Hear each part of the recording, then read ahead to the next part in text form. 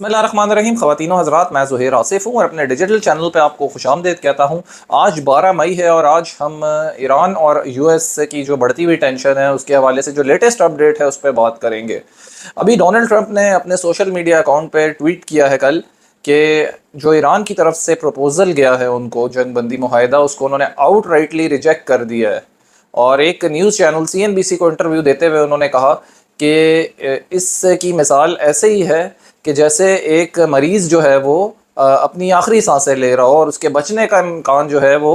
1% हो। तो basically Donald Trump ने ये इस बात का इशारा दे दिया है कि जंग अब किसी भी वक्त शुरू हो सकती है और जंग बंदी मुआहिदा जो है वो ज़्यादा देर तक कायम नहीं रह सकता। तो सिचुएशन जो है वो काफ़ी डेंजरस होने चली है। डोनाल्ड ट्रंप का बेसिकली ये कहना है कि जो प्रपोज़ल ईरान की तरफ से दिया गया है उसमें ये कहीं नहीं मेंशन किया कि ईरान अपने न्यूक्लियर प्रोग्राम को मुकम्मल तौर पे ख़त्म कर देगा। दूसरा, ट्रंप ने यह भी कहा कि ईरान की जो अफसरदा यूरेनियम है उसके लिए ईरान चाहता है कि अमेरिका की जो टेक्निकल टीम्स हैं वो इसमें ईरान को असिस्ट करें, क्योंकि ईरान के पास जो है वो प्रॉपर यूरेनियम को स्टोर करने की जो सलाहियत है वो मौजूद नहीं है। तो आपको डोनाल्ड ट्रंप की जो गुफ्तगू है उससे अंदाज़ा हो गया होगा कि इसकी क्या इंटेंशन है। बेसिकली ये एक अनप्रिडिक्टेबल इंसान है जिसका माइंड जो है वो एक दिन कुछ और होता है और दूसरे दिन कुछ और होता है। जब अमेरिका का प्रेसिडेंट इस तरह की बात करता है कि सीज़ फायर का चांस 1% रह गया है तो आपको इस चीज़ को बड़ा सीरियसली लेना होगा। दूसरी तरफ ईरान ये दावा करता है कि डोनाल्ड ट्रंप जो है वो ऑयल की मार्केट्स को भी मैनिपुलेट करने के लिए इस तरह के बयानात देते रहते हैं। पेंटागन ने यह भी कहा है कि अमेरिका की जो जिब्राल्टर सबमरीन है जो न्यूक्लियर वॉर हेड्स कैरी करती है और ओहायो क्लास सबमरीन उसको कहा जाता है, वो अमेरिका ने अब ईरान की तरफ रवाना कर दी है। तो ये भी एक बड़ी कॉम्प्लिकेटेड सिचुएशन बन गई है कि अमेरिका के अब क्या इंटेंशंस हैं। आया वो न्यूक्लियर सबमरीन के थ्रू सिर्फ ईरान को जो है वो डराने की कोशिश कर रहा है, वाकई उसका कोई प्लान है कि वो ईरान पर अटैक करे। कि कुछ मीडिया आउटलेट्स ने ये रिपोर्ट किया है कि मंडे को डोनाल्ड ट्रंप अपनी जो मिलिट्री टीम है उसके साथ एक इजलास करने जा रहे हैं जिस पे वो डिस्कस करेंगे कि हमें दोबारा क्या अमेरिका ईरान में अपनी फ़ौजें उतारनी चाहिए और ईरान में फ़ौजी कार्रवाई दोबारा हमें किस हिकमत अमली के तहत जो है वो स्टार्ट करनी है। तो ये भी एक बड़ी अलार्मिंग बात है। वाइट हाउस का ऑफिशियल नैरेटिव ये है कि अमेरिका ने 10 दिन तक वेट किया और अपनी जो शराइत हैं वो ईरान के सामने पेश की और ये एक्सपेक्ट किया कि ईरान ने जो है वो जवाब में कोई पॉजिटिव डेवलपमेंट करेगा जिससे जंग रुक सके। लेकिन ईरान की जो शराइत थी वो इस तरह की थी कि उसको बिल्कुल अब अमेरिका एक्सेप्ट नहीं कर रहा और जंग की तरफ जो है वो दोबारा मामला जो हैं वो जाने लगे हैं। अमेरिकन हुकाम ने यह भी कहा है कि ट्रंप ईरान के ऊपर दबाव बढ़ाने के लिए जो है वो कोई ना कोई कार्रवाई करने की इंटेंशन रखते हैं और ये पॉसिबल है कि ईरान के साथ अगर नेगोशिएशंस सही तरीके से ना हुई तो फिर जो है वो मामलात मज़ीद एस्केलेट करेंगे और सिचुएशन ख़राब होगी। एक जो पॉइंट है वो ये है अमेरिकन हुकाम की तरफ से कि सदर ट्रंप जो है वो प्रोजेक्ट फ्रीडम को दोबारा शुरू करने में जो है वो इंटरेस्टेड है।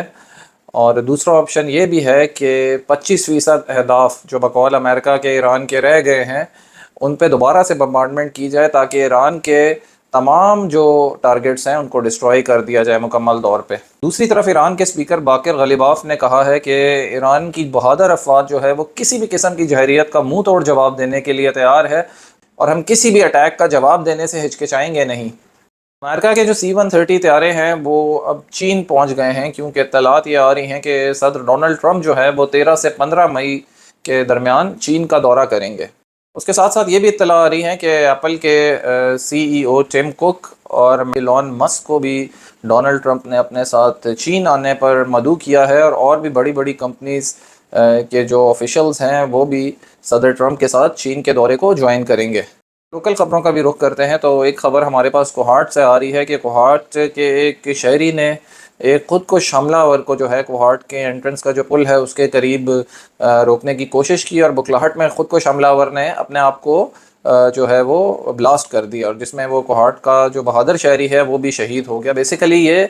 پل کے تھرو کھیتوں کے راستے جو ہے وہ کوہاٹ میں انٹر ہونے کی کوشش کر رہا تھا، اور اس کا جو مقصد تھا آنے کا وہ کوئی بہت بڑی تخریبی کارروائی کرنا تھا، لیکن ایک بہادر شہری جس کا نام لیاقت بتایا جا رہا ہے اور وہ ضلع جھنگ سے بلونگ کرتا ہے، اس نے اپنی جان کی پرواہ نہ کرتے ہوئے اور انتہائی بہادری کا مظاہرہ کرتے ہوئے اس خودکش حملہ آور کو روکا، اور بکلاہٹ میں جو ہے اس خودکش حملہ آور نے اپنے آپ کو بلاسٹ کر دیا، جس میں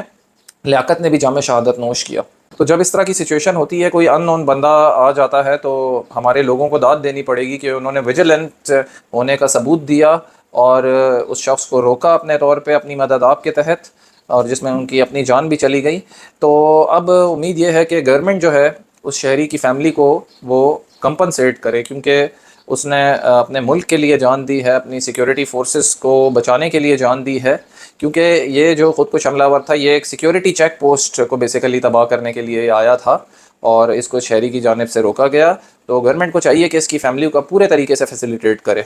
لبنان سے خبر آ رہی ہے کہ اسرائیل اور لبنان کی جو جنگ ہو رہی ہے،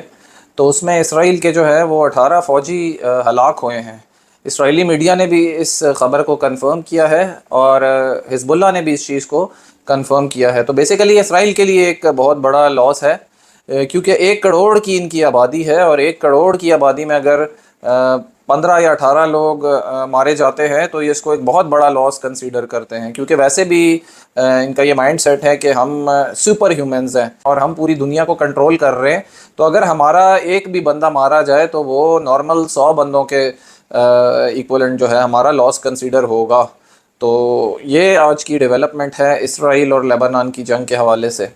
ساتھ ایران کی طرف سے یہ بھی خبر آ رہی ہے کہ ایران کے جو ایمبیسیڈر ہیں چائنا میں، انہوں نے چائنیز گورنمنٹ سے کانٹیکٹ کیا ہے اور ان کو اس بات پہ کنونس کرنے کی کوشش کی ہے کہ یہ جو امریکہ سے ہمارا معاہدہ ہو رہا ہے تو آپ اس میں ضامن کے طور پہ اپنا